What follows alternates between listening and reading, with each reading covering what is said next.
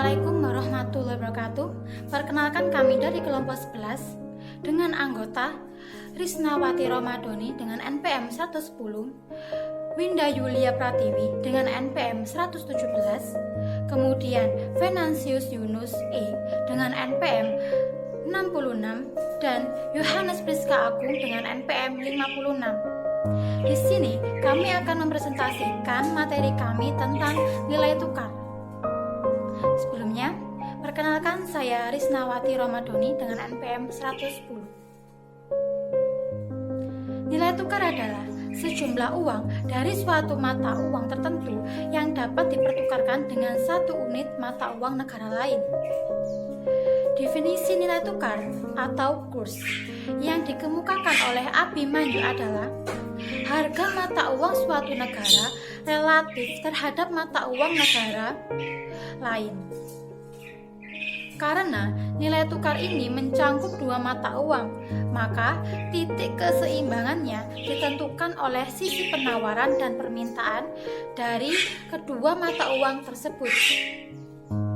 Kemudian dikemukakan oleh Salvatore, nilai tukar adalah harga suatu mata uang terhadap mata uang lainnya, atau nilai dari suatu mata uang terhadap mata uang lainnya. Kemudian, bentuk sistem nilai tukar.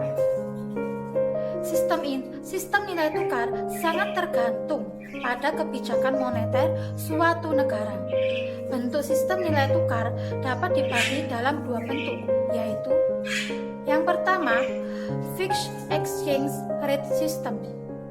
Ini merupakan suatu sistem nilai tukar di mana nilai suatu mata uang yang dipertahankan pada tingkat tertentu terhadap mata uang asing. Dan bila tingkat nilai tukar tersebut bergerak terlalu besar, maka pemerintah melakukan intervensi untuk mengembalikannya. Kemudian yang kedua, Floating Exchange Rate System. Setelah runtuhnya Fixed Exchange Rate System, maka timbul konsep baru, yaitu Floating Exchange Rate System. Dalam konsep ini, nilai tukar valuta dibiarkan bergerak bebas. Nilai tukar valuta ditentukan oleh kekuatan permintaan dan penawaran valuta tersebut di pasar uang. Perkenalkan, nama saya Winda Yulia Pratiwi, NPM 117. Di sini saya akan menjelaskan tentang penentuan nilai tukar dan kurs valuta asing. Yang pertama, penentuan nilai tukar. Ada beberapa faktor penentu yang mempengaruhi pergerakan nilai tukar, yaitu 1. Faktor fundamental. Faktor fundamental berkaitan dengan indikator ekonomi seperti inflasi, suku bunga, perbedaan relatif pendapatan antar negara, ekspektasi pasar, dan intervensi bank sentral. Yang kedua, faktor teknis. Faktor teknis berhubungan dengan kondisi permintaan dan penawaran devisa pada saat tertentu. Apabila ada kelebihan permintaan sementara penawaran tetap, maka harga valuta asing terapresiasi. Sebaliknya, apabila ada kekurangan permintaan sementara penawaran tetap, maka nilai tukar valuta asing akan terdepresiasi. Yang ketiga, sentimen pasar. Sentimen pasar lebih banyak disebabkan oleh rumor dan berita politik yang bersifat insidental, yang dapat mendorong harga valuta asing naik atau turun secara tajam dalam jangka pendek. Jika rumor atau berita sudah berlalu, maka nilai tukar akan kembali normal. Yang kedua adalah kurs valuta asing. Kurs valuta asing dapat dibedakan kepada dua sistem, yaitu yang pertama, sistem kurs tetap. Dalam sistem ini, semua transaksi mata uang akan menggunakan kurs yang direncanakan oleh bank sentral. Sebagai contoh, misalkan bank sentral menetapkan kurs berikut di antara dolar US dengan rupiah. 1 rupiah sama dengan 10.000.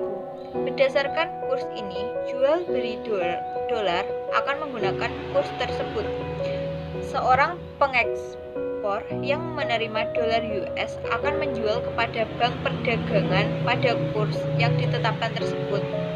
Sebaliknya pula, suatu perusahaan yang ingin mengimpor barang dari luar negeri dan memerlukan dolar US akan membayar sebanyak Rp10.000 juga untuk setiap dolar yang dibelinya. Yang kedua, sistem kurs fleksibel atau berubah bebas.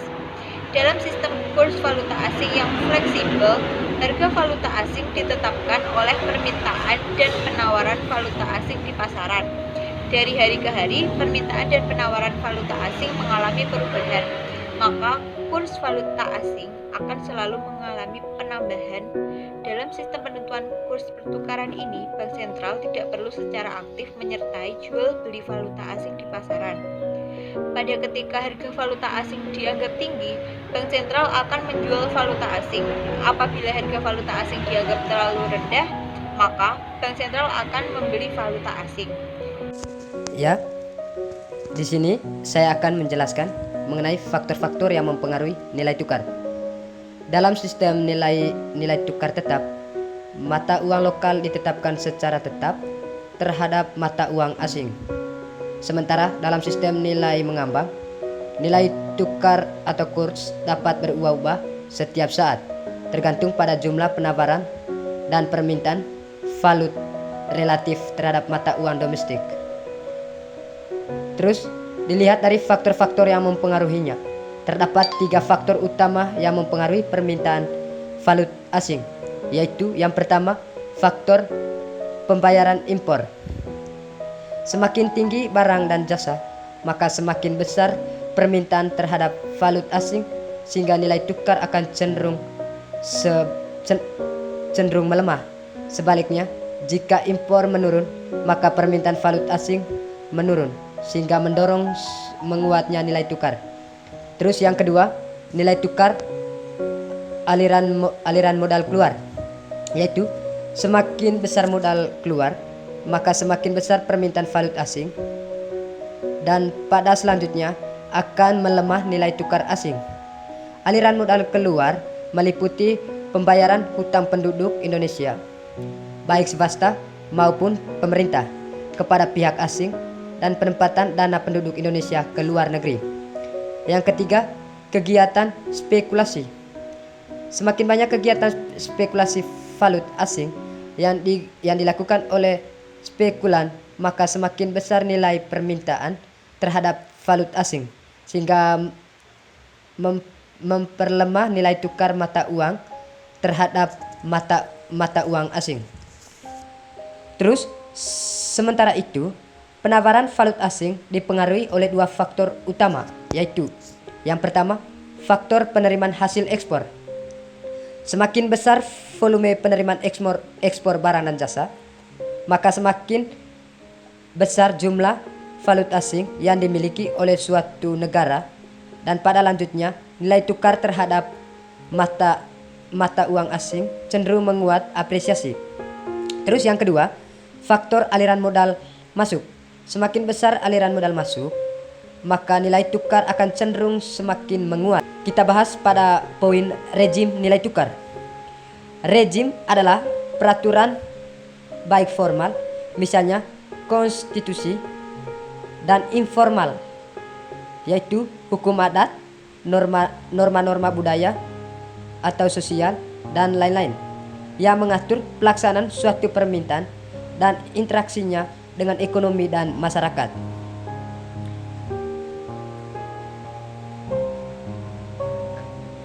Rezim nilai tukar Indonesia.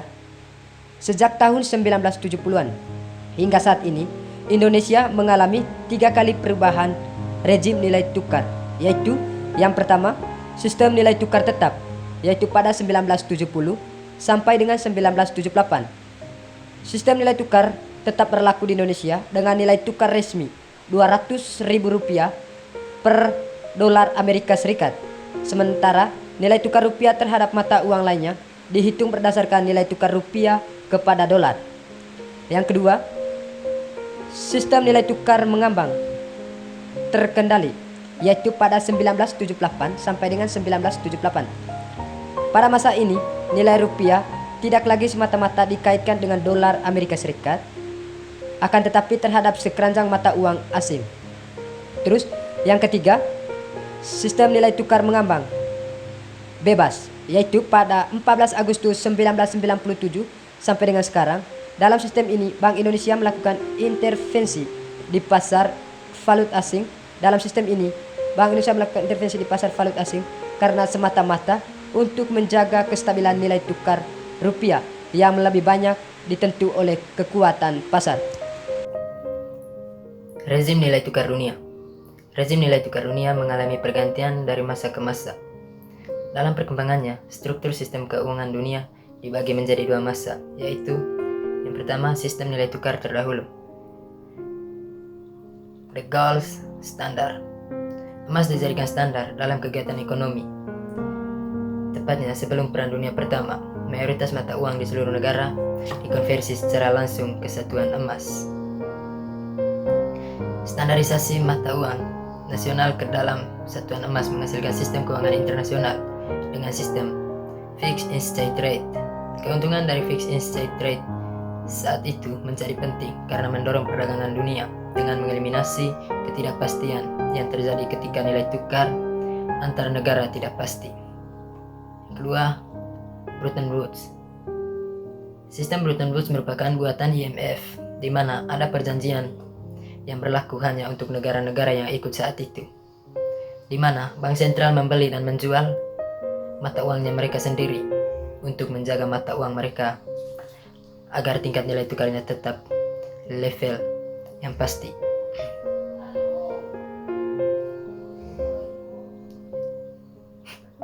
Kemenangan Perang Dunia Kedua oleh Sekutu pada tahun 1944 mempertemukan negara-negara yang menang. Dalam rangka membahas perkembangan sistem moneter internasional baru untuk perdagangan internasional, perjanjian berlaku hanya untuk negara-negara yang ikut saat itu. Yang ketiga, European Monetary System. Sistem EMS pertama kali muncul pada tahun 1979 dengan 8 anggota European Economic Community. 8 negara tersebut setuju dengan mendapatkan nilai tukar dan nilai tukarnya dibiarkan mengambang secara bersama melawan dolar USA. Mekanisme ESM adalah nilai tukar setiap mata uang negara. Partisipasi tidak berkultasi di luar batas penempatan nilai tukar.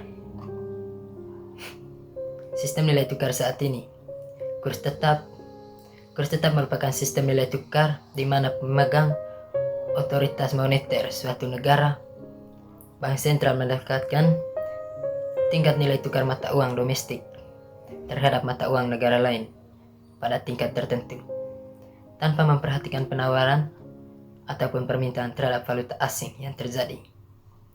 Dalam sistem ini, bank sentral cukup mengumumkan suatu nilai tukar tertentu untuk mata uangnya terhadap mata uang asing. Keunggulan dari kurs tetap yang pertama, kegiatan spekulasi di pasar semakin sempit, dan yang kedua, investasi aktif pemerintah dalam mengatur nilai tukar sehingga tetap stabil. Yang ketiga, pemerintah memegang peranan penuh dalam pengawasan transaksi devisa. Yang keempat, kepastian nilai tukar sehingga perencanaan produksi sesuai dengan hasilnya. Kelemahan dari kurs tetap yaitu yang pertama, cadangan devisa harus besar untuk menyebabkan kelebihan dan kekurangan di pasar falas.